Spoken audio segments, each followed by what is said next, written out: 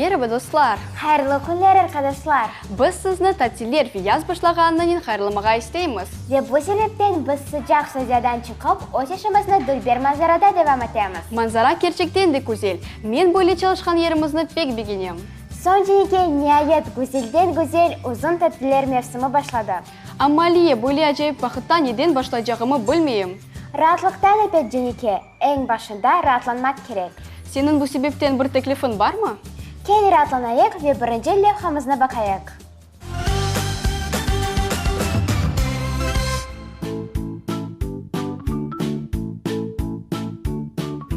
Selamünaleyküm.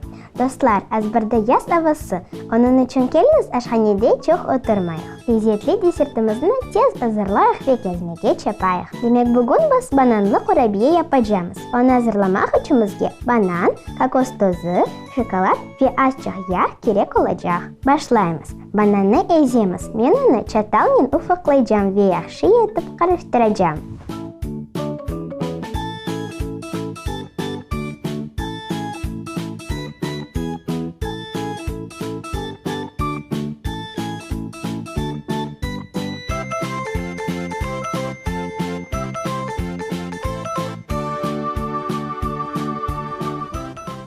Endi ise kokos tozunu qo'shamiz ve bir de güzel karıştıramiz.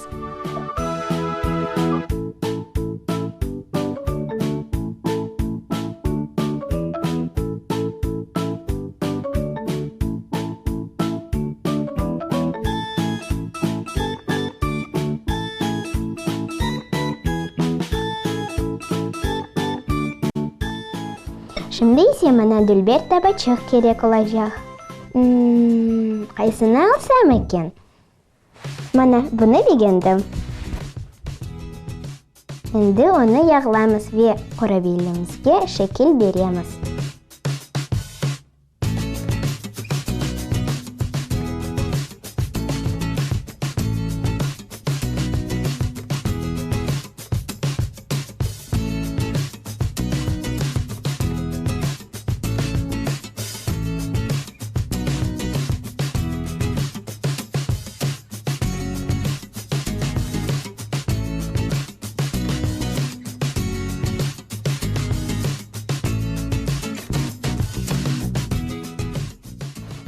Dilber oldu. Şimdi ise onu fırında kurutmak gerek.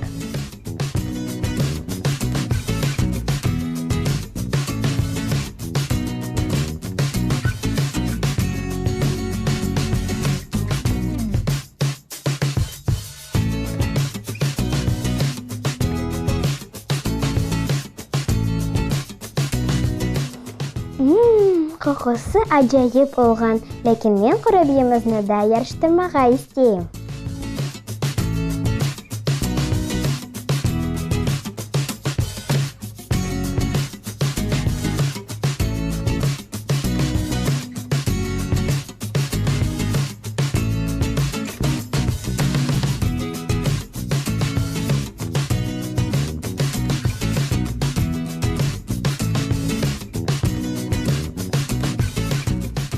Aşınız tatlı olsun dostlar.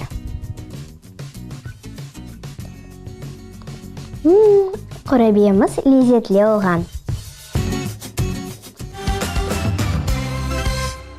Aliye, sen yaz için nasıldır planlar yazdın mı? Evet, planlarım balaban. Ben hatta onlarını yavaş yavaş yerine getirip başladım. Ya sen nasıl düşünüyorsun? Men mana senden laf etken son bir şey uydurayım deb düşündüm. Tekliflerin olsa kabul ederim. Benim en birinci teklifim gezmege başla.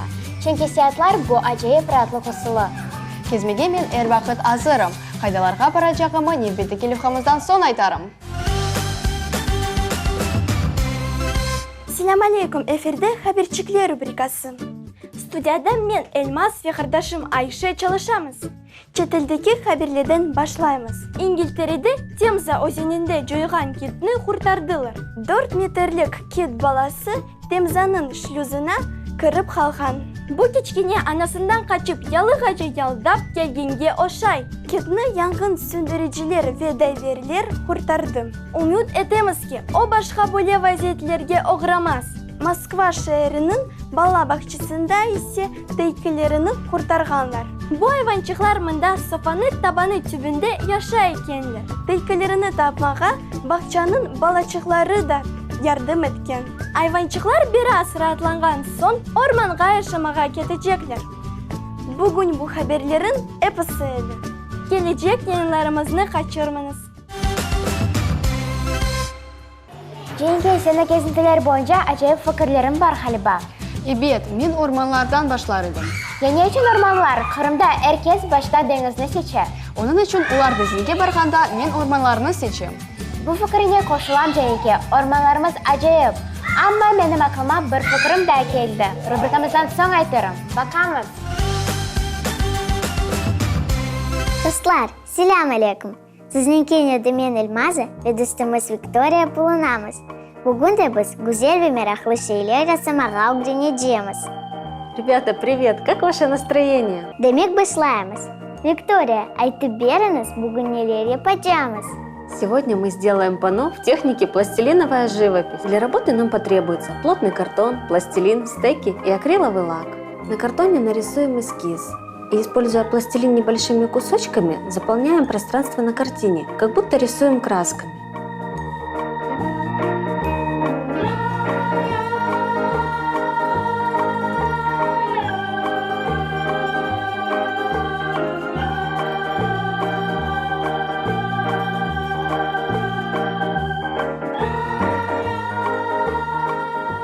Работу лучше начинать сверху, постепенно спускаясь вниз, заполняя элементы картины.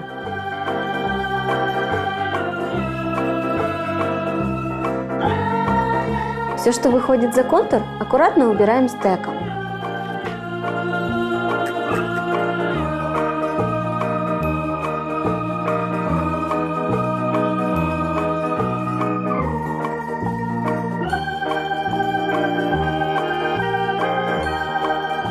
Чтобы получить желаемый цвет, которого нет в вашей палитре, пластилин легко можно смешивать между собой.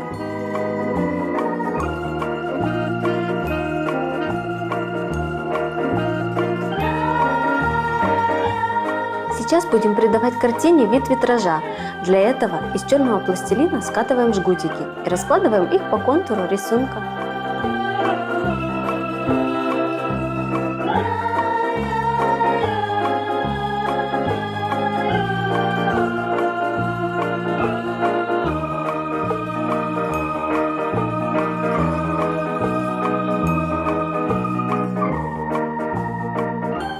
Чтобы закрепить работу и придать ей блеска, покрываем акриловым лаком.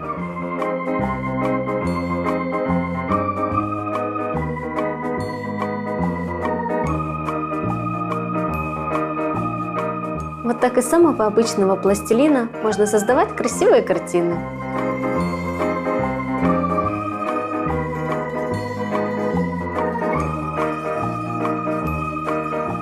Hatırlatamiz, rubrikamızın tekrarını ictimai ağlarda tapmağa mümkün. Ve siz onu bakıp bizimle beraber güzel şeyler yapabilirsiniz. Görüşkence. Teklifin meraklı olacak mı Aliye? Evet, benim aklıma Dülber, Serran ve terekleri çok olған bir yerlerde keldi. Айтқан сөздері орманларға pek келіші. Ben bizim bakçalarıma sakta aytam. Mesela denizge yakın yerlerde güzel bakçalar var. Anladım, böyle yerlerini men de sevem. Ama yazdan da pek çok adam olған. Lakin pek Dülber Cenke. Разым, teklifini kabul etim, Fenipeteki rubrikamızda ilan etim. Привет, друзья! Хоть на улице лето и наступили каникулы, узнавать что-то новое никогда не поздно. Поэтому мы снова приветствуем вас. Посмотрите на мой мост. Это магнитный мост. Но вот интересный факт. Сами шарики магнитами не являются. Это обычные железные шарики. Но как же они тогда держатся? А держит наши шарики магнитное поле. Что же такое магнитное поле и где оно здесь находится? Магнитное поле возникает между двумя магнитами. Вот и у меня здесь есть два магнита. Вот магнит и вот магнит. Между этими двумя магнитами возникает магнитное поле, в котором наши обычные железные шарики превращаются в самые настоящие магниты. В магнитном поле через шарики проходит магнитный импульс, который превращает каждый следующий шарик в настоящий магнит. И мы можем с вами построить вот такой вот магнитный мост.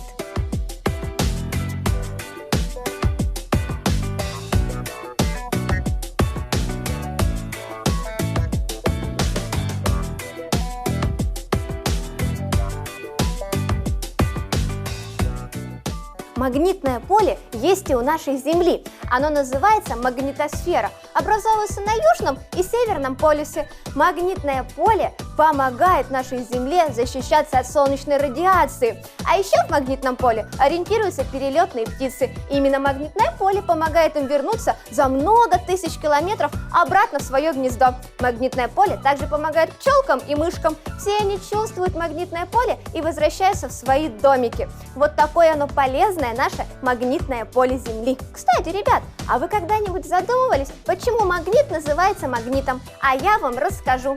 Магнит называется магнитом в честь города, где впервые были обнаружены залежи магнита. Назывался этот город Магнисия. И сначала магнит называли камень из Магнисии, но потом сократили до уже удобного и привычного нам магнита. Вот такой вот интересный этот магнит, магнитный мост и магнитное поле. Сегодня мы с вами узнали много нового про магниты. А на этом мне пора с вами прощаться. Не переключайтесь, ребят, впереди вас ждет еще много интересного. Всем веселых каникул! Пока-пока! Жинке сен білесің, мен елі бойыны бек севем, венда сық барам. Мен де ялы бойыны бегенем, Алие. Білем, оның үшін андеке олған бақчаларыны зияретінден башламам мүмкін.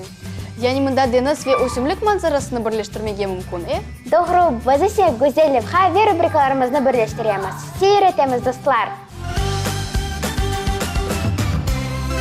Махан сахыз хабах, яғдады хабах, мен дүтке елан тапа, ұдада ажып буа.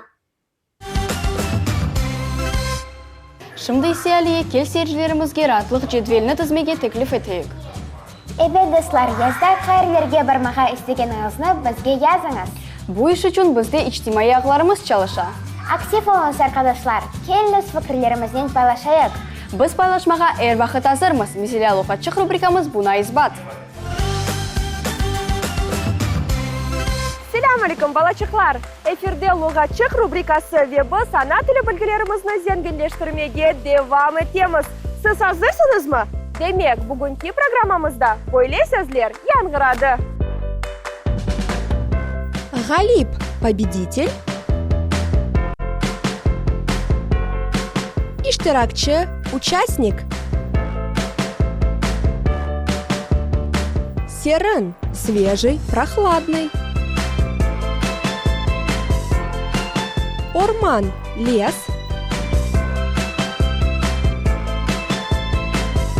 Бахча – парк.